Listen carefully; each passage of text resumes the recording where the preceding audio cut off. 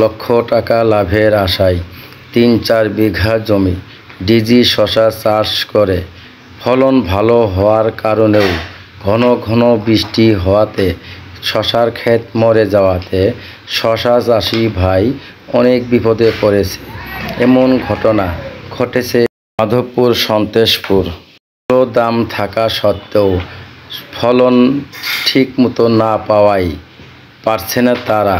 ছেলে মেয়ে স্কুলে লেখাপড়া করাতে পারছে না ঠিকমতো বাজারঘাট করতে, সংসার চালাতে অনেক হিমশিম খাচ্ছে। এখন এখানে যে শশা উদ্যোক্তা চাষি ভাই আছে তার মুখে শুনবো বিস্তারিত। আসসালামু আলাইকুম। ওয়ালাইকুম আসসালাম। ভাই ভালো আছেন? জি আলহামদুলিল্লাহ ভালো আছি। আপনি ভালো আছেন? আলহামদুলিল্লাহ ভাই, আপনাদের দোয়ায় ভালো আছি। তো আপনি শশা চাষ করে কিরকম উন্নতির দিক?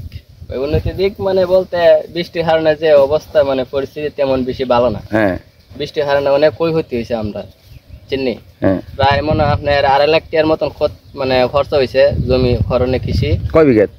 আপনার 4.5 জায়গা মতন। 2.5 লক্ষ টাকা খরচ হয়েছে। জি, হ্যাঁ। কিন্তু আপনার মানে একটু মোটামুটি দামের কারণে কিছু পরিমাণ টিহা উঠছে আর কি, মানে পুরোপুরি মানে লাভবান হয় নাই। আচ্ছা, দাম কিরকম বর্তমানে বাজার? বর্তমানে আপনার বাজার আছে মানে 50 পাইকারি। জি, হ্যাঁ। এই আর কি অবস্থা।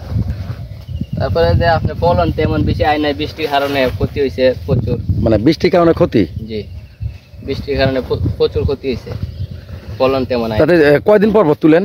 তুলি তো আপনার মনে হয় যে মানে 2 দিন পর পর। 2 দিন পর পর কতটুকু বিঘেতে? পর পর মনে হয় যে আপনার এই যে 800 কেজি 900 কেজি এরকম। তাতে কি আশা করা যায় যে আপনি যে টাকাটা খরচ হয়েছে এই টাকাটা উঠবে?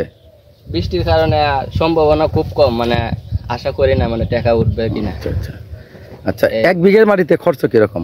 আপনার মানে 50-60 হাজার টাকার মতন, মানে নিজে যদি পরিশ্রম করেন আর কি সাথে, আর যদি খামলা নিয়ে করেন তাহলে মানে আপনার প্রচুর পরিমাণ মানে টাকা। তাও কিরকম? এও আবার মনে হয় যে প্রতি খামলা পিছে আপনার রোজ দেওয়ান লাগে 500 থেকে আপনার মহিলারা খামলা যা আছে এরা আপনার 350-300 হেরা দিলে। তাতে কি কামলা দিয়ে করলে কি 80-90 হাজার যায়? জি, এরকম যায়, এরকম যায় খরচ। আচ্ছা, এই শশাটা যখন করছেন, এই যে ড্রেন গুলো করছেন, পলি দিচ্ছেন, এগুলো দেওয়ার কারণ কি? কিভাবে কি করছেন? এগুলো দেওয়ার কারণ হচ্ছে আপনার মনে হয় যে গাছগুলা হয়, গাছগুলা মানে তেমন বেশি হয় না, শুধু খালটার মধ্যে হয়। খালটার মধ্যে। আর মানে যে বৃষ্টির কারণে ওই যে ক্ষতিটা মানে আপনার খুব কম হয় আর কি, মানে পলি দেওয়াতে। আর সার বীজ দেওয়া লাগে কি কি? সার বীজ মনে করেন যে আপনার এটা বিভিন্ন ধরনের মেডিসিন আছে, এগুলো আমরা কিনে নিয়ে আসি, তারপরে দেওয়া হয়। আচ্ছা আচ্ছা, মানে সারের নাম আছে না যে কত প্রকার সার দেন? আর তো আপনার মানে অনেক নাম, ওইগুলো ঘুমো আপনার বলে ভালো। আপনার মানে জিপ সার, ডিআইপি, ইউরিয়া, তারপরে বিভিন্ন ধরনের কীটনাশক দেওয়ান লাগে ইত্যাদি। আর এই যে বাসায় খুঁড়িগুলো দিচ্ছেন, এই খুঁড়িগুলো দেওয়ার কারণ কি? এই খুঁড়িগুলো দেওয়ার কারণ হচ্ছে আপনার এই যে গাছগুলা বাওয়ার জন্য, যাতে বাতাসে যাতে এলেদুলে না পড়ে। তারপরে আপনার এই হারণে সুতো দেওয়া হয়েছে গাছগুলা বাওয়ার জন্য, মানে এই সুতো দিয়ে গাছ বেয়ে বেয়ে উঠবো। জি জি, যাতে হেলে না পড়ে। জি, আবার তো দেখা যায় বাঁধে বাঁধে দেওয়া লাগে না? জি জি।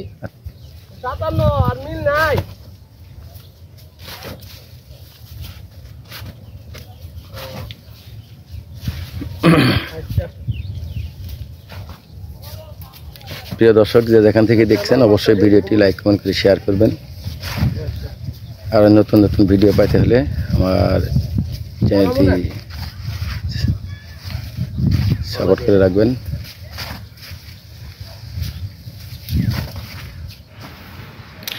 আজকের মতো ভিডিওটি এখানেই শেষ করলাম।